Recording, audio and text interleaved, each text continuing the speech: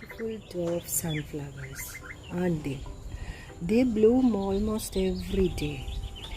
They don't care for any fertilizers and maintenance much, but they give blooms every day. I love these yellow dwarf sunflowers very much, and they are very easy to care. So I'm going to show you how to collect the seeds of these beautiful flowers. So can you see the middle of this flower? This is the seed.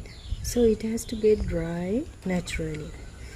When it turns black, it's ready to produce seeds. This is how you collect the seeds. Now see, these are the seeds. Okay. See this? This is another seed. So you can easily produce another plants out of these.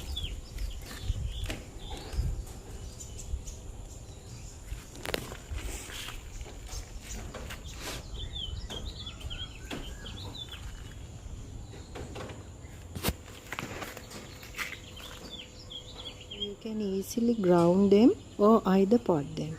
Very easy to maintain. Put some sandy soil mixed with garden soil and a little bit of compost will